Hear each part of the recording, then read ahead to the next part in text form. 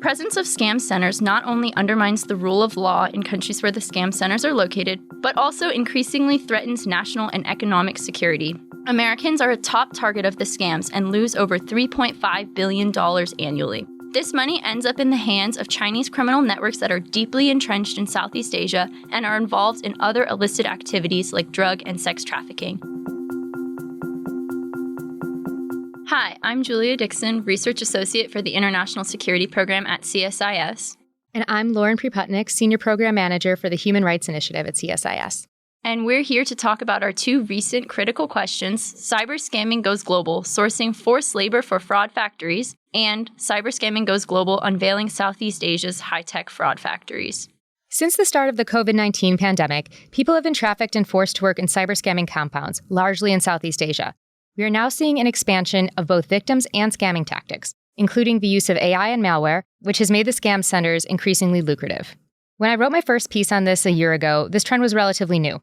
Traffickers seem to be focusing on recruiting victims with particular exploitable tech and language skills. Now, we're seeing the issue is much bigger than that, and the victim profile is broader than originally thought.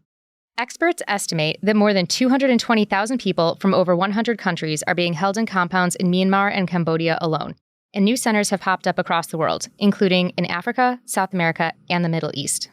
We are also beginning to understand the types of scams coming from these scam centers. They were originally known for relatively low-tech pig butchering scams, but we're seeing scammers exploit advanced technology such as artificial intelligence to more quickly and successfully defraud victims.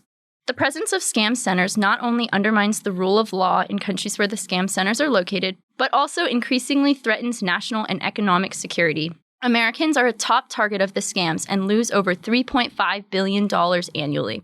This money ends up in the hands of Chinese criminal networks that are deeply entrenched in Southeast Asia and are involved in other illicit activities like drug and sex trafficking. The money also goes to corrupt officials, which erodes democracy and transparency and supports repressive regimes like in Myanmar. A comprehensive response to forced scamming will require attacking the problem on multiple fronts. This means challenging the corruption that creates an enabling environment for these crimes, dismantling the criminal networks operating the scam centers, and enforcing the international laws that protect the human rights of trafficking survivors. To read the full critical questions, please visit csis.org.